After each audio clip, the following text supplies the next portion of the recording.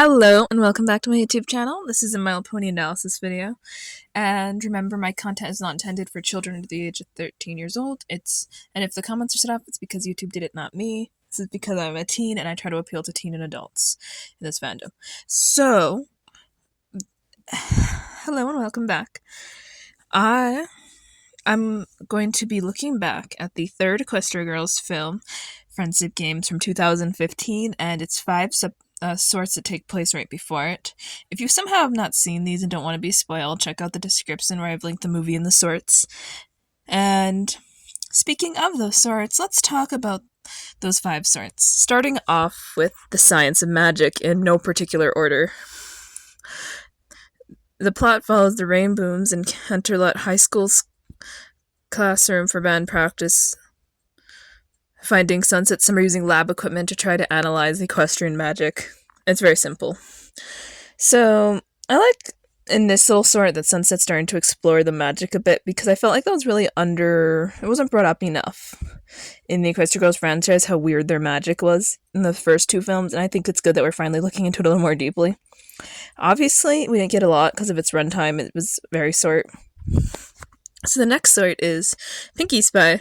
Rainbow Dash is trying to spy on Crystal Prep Academy's sports teams, but Pinkie Pie also is trying to spy and is ruining all of her attempts to remain unseen. My thoughts. I think this is a neat little sort. This is like the first look at Crystal Prep in canon in the timeline, and I really find Pinkie a joy here. There's some fun references to some stuff from FIM, like her wearing a spike mask for some reason. The suit might be a reference to Lesson 0.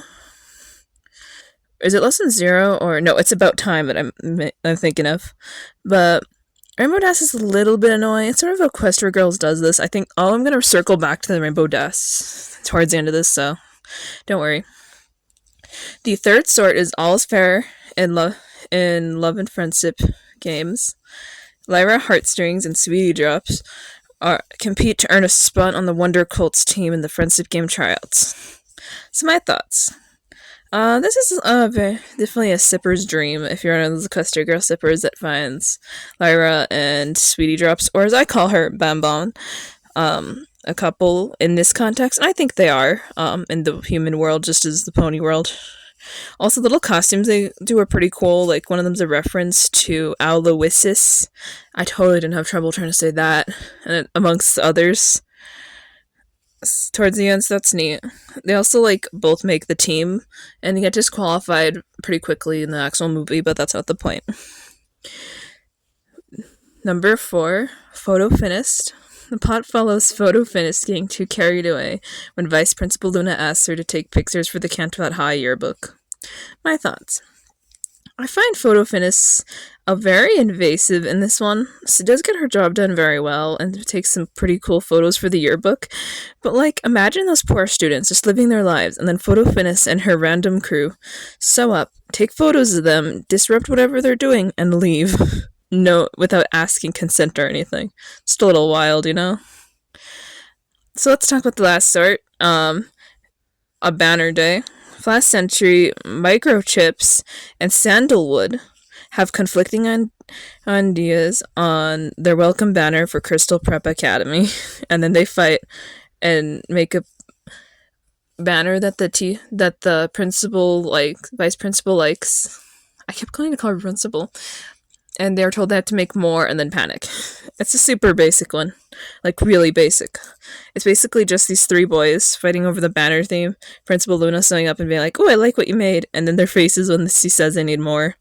For the life of me, I do not remember seeing this in the film. I always try to look for it, but I never find it. So this could be on me if it does sew up. But if you see the banner that these 3 made in the actual movie, can you just tell me when, in a timestamp maybe or something of the film? That would be helpful. Now for the Friendship Games.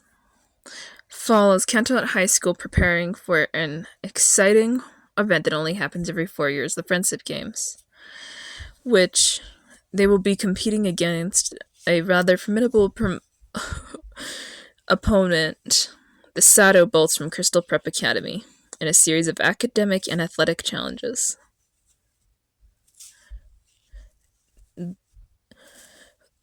Canterlot High School is determined to break their losing streak and claim the victory against Crystal Prep.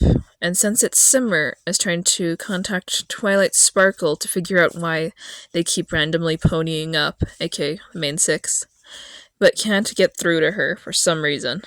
Meanwhile, things begin to heat up at the school when the alternate universe counterpart of Twilight, which is just, they call her Twilight, but I'm going to call her Sci-Twi from this point onward, so don't be weirded out when I say Sci-Twi, okay? I feel like most people are going to get it by now. Accidentally closes the portal and is unintentionally stealing the magic of the Main Six. Things really begin to heat up towards the latter half of the competition with things like the motocross, speed skating, and archery, but specifically motocross having random portals pop up because the portal magic isn't being contained well within Sci-Twi's amulet anymore.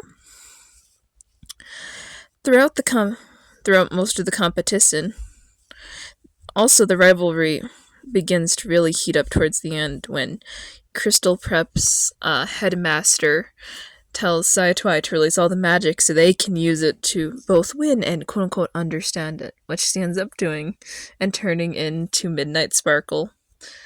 And then Sunset uses the same magic, now it's been released, to turn into, actually I forgot what they call that form, and I didn't put it in my script, oh no.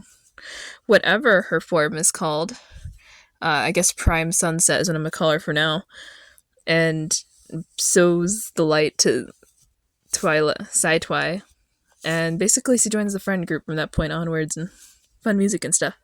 So I know it's a super basic description for a film that has a lot happen. It also isn't like super thorough for the My Thoughts person, although it's pretty good. I feel like this is probably the strongest with the story of any of the movies I've seen. Even with a few plot holes, but most of these are plot holes throughout the entire franchise, not just this. Like, no one ever attends class, literally walking past class actively incessant at multiple occasions throughout this franchise. So annoying. I feel like we need to show them actually studying for once, and like not just pretending to study. I think that Rainbow Dash is a little bit more self-centered here than in the last film when it comes to characterization, because most of our previously established characters are pretty good, just not quite her. I think that Sci-Twi is a fascinating addition to the main cast, because she's exactly what would have happened to our Ponyworld Twilight if she never really discovered how friendship worked properly.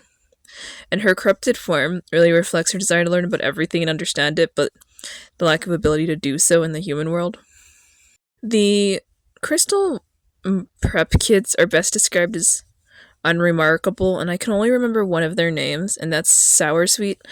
And I confuse her with the bipolar one and the blunt one.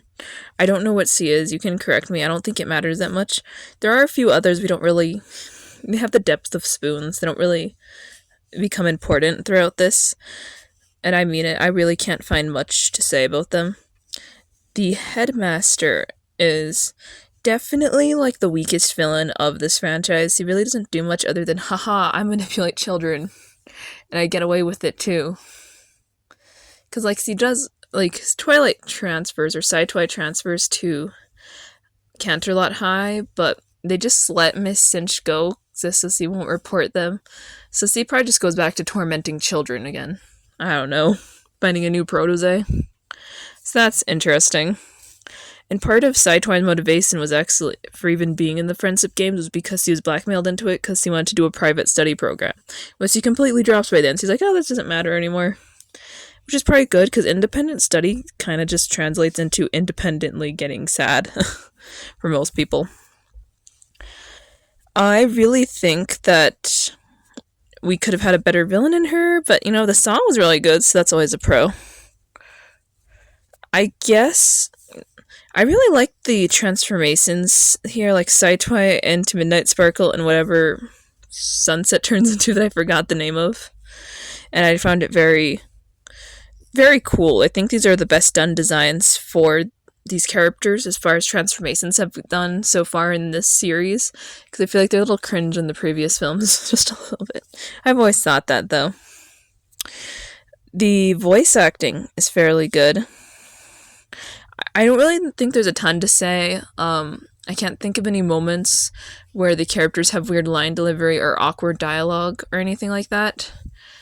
So I guess that's good. Nothing's really remarkable about the voice acting. The animation is really beginning to improve here. The jankiness is mostly subsided, and there's like almost no jankiness at all in this.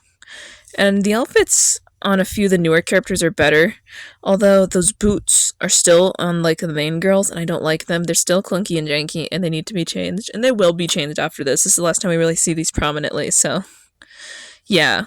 The music is pretty good. The soundtrack is, I'd say it's nice and about as good as the last film, except there are less songs and some of them aren't quite as catchy.